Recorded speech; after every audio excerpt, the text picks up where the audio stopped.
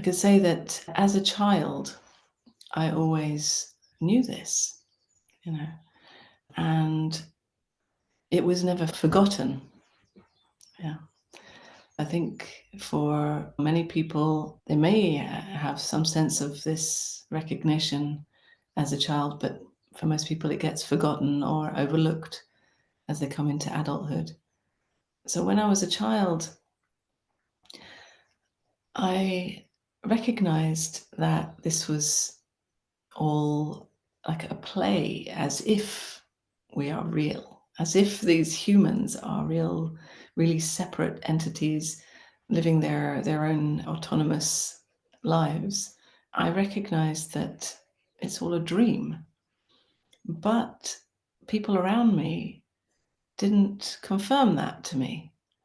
They didn't acknowledge. No one said, "Yeah, yeah, this is a dream, or this is a joke, isn't it?" Um, and so I assumed that there was something wrong with me because everyone else was taking life very seriously and taking their thoughts very seriously, their ideas about who they thought they were or what they believed in, their preferences, their opinions. And any time that I looked to find, what do I think about this or that, or what's my opinion, I couldn't find anyone here.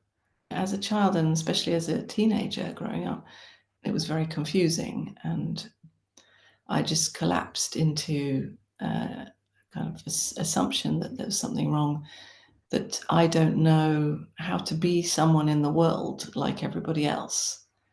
And so my search was essentially to find what the hell is going on here and how to be in the world.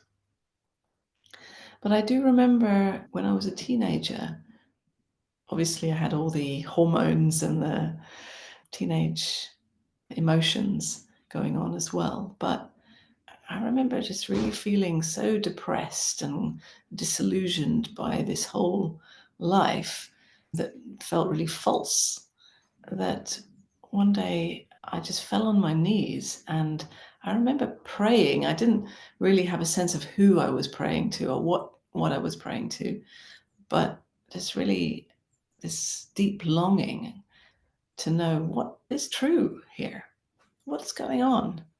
And I remember actually kind of making a bargain or a deal with life that I'm willing to sacrifice everything, anything, for the sake of the truth.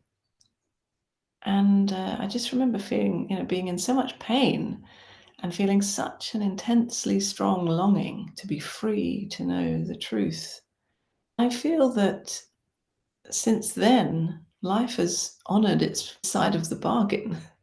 It's been quite a journey, and it certainly hasn't always been easy or comfortable. But my willingness to sacrifice everything for the sake of the truth, that willingness or that intense longing has led me to meet myself in deeper and deeper ways, more and more, confronting and facing myself. And then I went searching. I didn't really know what I was searching for. I went to India and I came across Osho. He was not alive anymore, but I went to his commune, the ashram in Pune, and I basically spent most of 3 years there doing a lot of meditation, all kinds of meditation, a lot of dance, a lot of movement, a lot of expression of emotions, shouting, screaming, laughing. And that was very freeing and very beautiful, especially for the conditioning of this woman coming from an English upbringing, which is always kind of a bit stiff and unexpressive. So I found my power more. I found my sense of freedom in my body much more. But still, I just hadn't quite found what I was most deeply looking for. I hadn't found that confirmation of what I'd always known until I met a woman called Dolano. She's a teacher who also is based in Pune, but outside of the Osho ashram. And she'd been with Papaji. That was her lineage, and Osho. I spent some time with her, and she was very strict and very strong, very German in a way. At first, she came with this question, who am I? And at first, I just tried to use my mind to answer that question because I assumed that that's what everybody does, and that's what the whole world that I've known since I've been growing up. They all take their minds so seriously. So I assumed, well, that's what we must be doing again here. Until I realized that actually she was pointing to what I had always known. And it was the first time I realized that someone or something in this play of life is pointing to what is beyond it.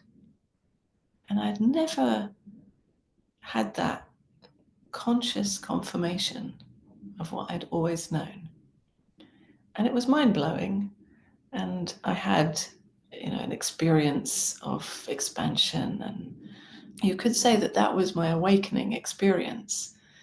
But I was awakening to what I had always known. There was no, I hadn't stopped knowing that.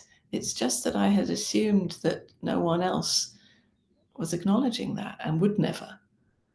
To consciously acknowledge that, also in thought, for thought to say, oh, that's who I am.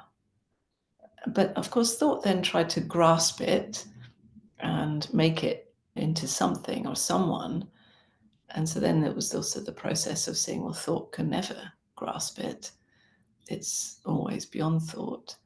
But it's a different kind of acknowledgement that is falling back into the knowing in not knowing in thought, but the knowing that has always been known and in fact can't not be known.